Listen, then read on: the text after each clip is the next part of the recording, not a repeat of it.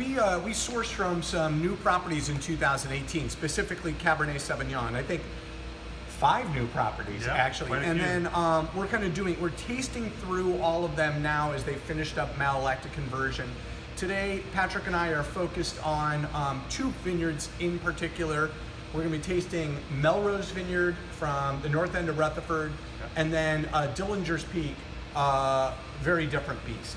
Patrick, let's check out the Melrose and I know you just were digging in there. Yeah, so Melrose is the first year working with Melrose, and very excited.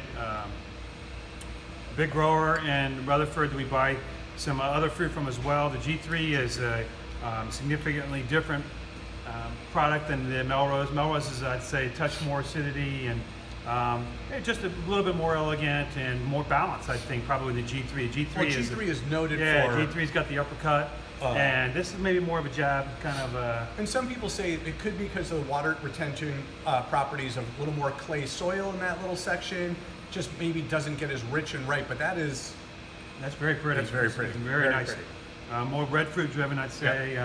Polished hands. This, 2 months in, 3 months in, that's a gorgeous wine already. So. Okay, so Melrose, a little bit more elegant. Not as elegant as, like, say, Ponte Road from a few years ago. No, more like 6 acre-ish. Yeah, 6 acre-ish. I agree. It's totally. It's a good. It was a replacement for it, and it matches that profile, I'd say, very well. Now we're going to unleash the Kraken, perhaps? Is that right? Yeah, so this one is a new one to us. It's in the northeast side of Napa. We're calling it Dillinger's Peak. And you can tell from the nose already, this has got a little bit of new oak barrel on it as well, but it has a little bit of muscles behind it, no doubt. So we'll dig in here. I can tell this is going to be a mouth filler, just off the nose. Mountain tannins, still very youthful though, and still hasn't still fairly easy finish on the back end, but the front mid palate is very tight and broad, and so I'm looking forward to seeing this kind of age and elongate and expand a little bit over time. And then when we're playing in the cellar, you, Eric, and the team, what do you do to accentuate the boom on Dillinger's Peak and the beauty of Melrose? Is it oak selection? Yeah, it's a combination of oak and a few other cellar techniques, but mostly oak, and then of course blending has a big impact on it as well. But with Dillinger's Peak, with those tannins, you're going to be able to absorb a little bit more oak, I think, than you would want to put probably on the Melrose. Yep. The Melrose though still is beautiful. I'm a big fan of both these wines.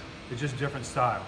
I would say everyone knows I like wimpier kind of wines. I'm going to be more of a Melrose. I'd say the majority of the people who if you want some sturdy tannins, no doubt, you're going to mountain fruit in general. Dillinger's Peak is one of these, the ones we have that are mountain fruit, and definitely is a little bit more appropriate for structure-based. Would you say palates. It's more stagecoach-like or Lewis-like in terms of mountain sites? Good question. I'd say it's probably a little more stagecoach-like. Okay. Maybe even between those two, but it's not quite as lush as Lewis is. Greek Mountain. Greek Mountain, exactly.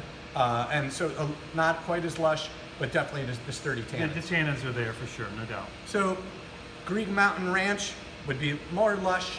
Stagecoach is all about structure. This is going to be a little bit in between with the Dillinger's Peak.